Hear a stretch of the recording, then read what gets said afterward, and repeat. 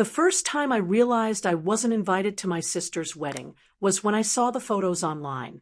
White roses, a crystal arch, my sister standing in a designer dress that probably cost more than my first car. The caption under the photo read, "Best day of my life." Hundreds of comments were pouring in. Family, friends, people congratulating her.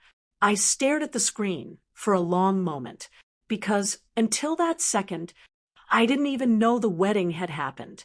No invitation, no phone call, not even a message, just pictures of everyone smiling like nothing was missing, including me. At first, I thought maybe there had been a mistake. Maybe the invitation got lost. But then my cousin texted me, "Wait, you weren't there?" I replied simply, "No." A few seconds later, she sent me a screenshot from the family group chat. My sister had written a message the night before the wedding. "Small ceremony.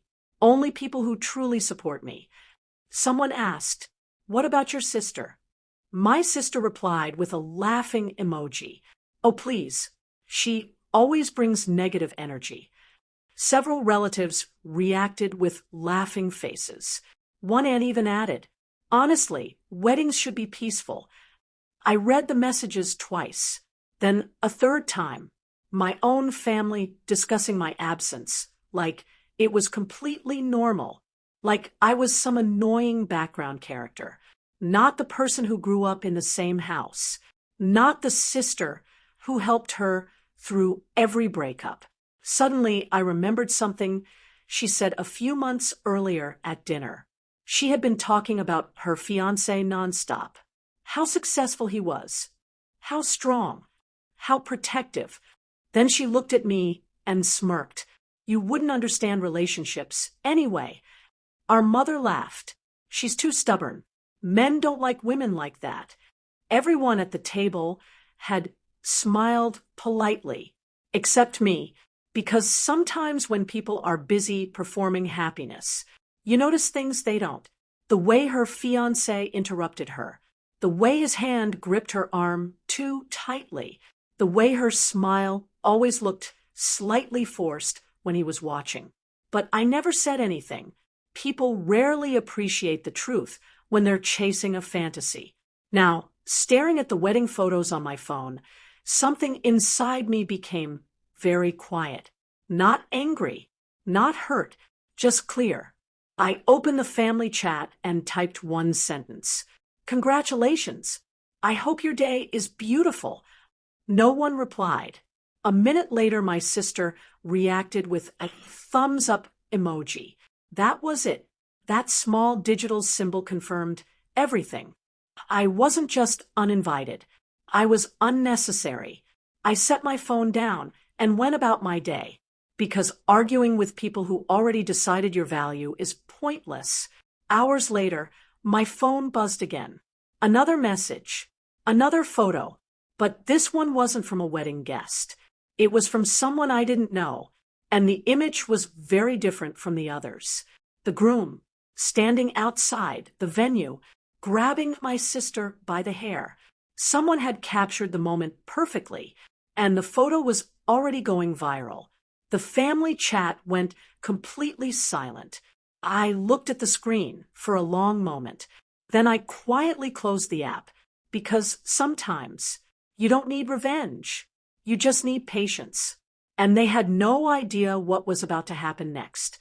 Don't miss out on the journey. Subscribe and let's grow, laugh, and learn together. By the next morning, the internet had already moved faster than the truth. The photo was everywhere. Someone had posted it with the caption, "Perfect wedding," until the groom lost his temper. Within hours, it had spread across multiple platforms. People were zooming into the image, arguing in the comments, trying to figure out what exactly had happened. Was it a joke? Was it a misunderstanding? Or something worse? Meanwhile, the family group chat remained completely silent. For the first time in years, no one had anything to say. I didn't comment on the photo. I didn't share it. I didn't even open the chat again. Instead, I went back to my normal routine. work, gym, quiet evenings at home.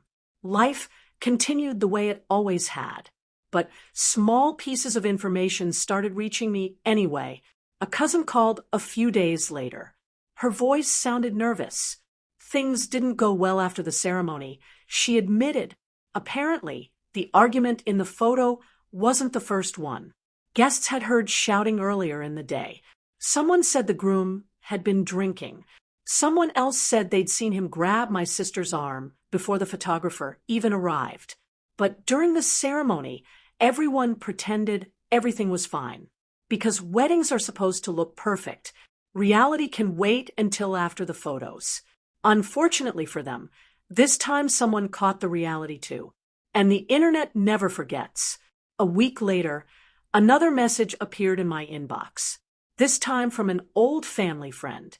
Your sister turned off her comments. She wrote, I wasn't surprised. Online strangers had already started asking questions. People noticed the way her smile looked forced in the wedding photos. They noticed the groom's expression, the tension in his body, the grip of his hand. Things most people ignore in real life suddenly become obvious when frozen in a picture. Still, I stayed quiet, not because I didn't care, but because some lessons can't be taught by outsiders. They have to be lived. Days turned into weeks. The excitement around the wedding slowly faded, but the whispers didn't.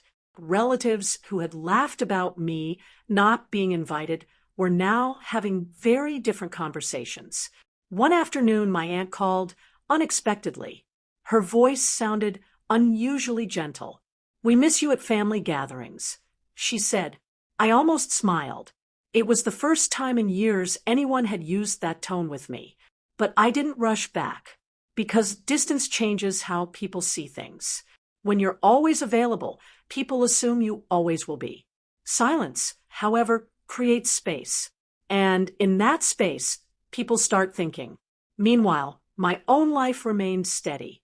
I focused on my work, expanded a project I had been quietly building for months, signed a partnership that kept me traveling more often than before.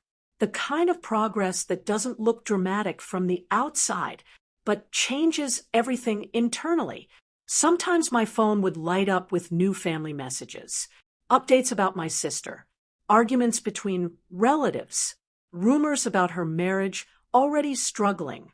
I rarely opened them because the truth was becoming clear on its own. The same people who once joked about me being negative energy were now dealing with a storm they didn't know how to calm. And the strange thing was, no one was laughing anymore. One evening, nearly 2 months after the wedding, my cousin sent me a short message. Family dinner next weekend. Everyone will be there. I stared at the screen for a moment. Then she added another line. My aunt really wants you to come. That was new. For years, family dinners had happened without me. Now suddenly my presence mattered again. I didn't answer right away. Instead, I set my phone down and looked out the window at the quiet city lights. Because while they were still discussing the past, my life had already moved forward. And something told me the next time we all sat in the same room, the truth they had ignored for so long would finally become impossible to avoid. At the dinner, the room went quiet when my sister finally spoke. I should have listened to you, she whispered. I didn't gloat. I only wanted you safe, I said calmly. Sometimes the loudest lessons come after the silence. Respect isn't forced. It's realized when it's almost too late.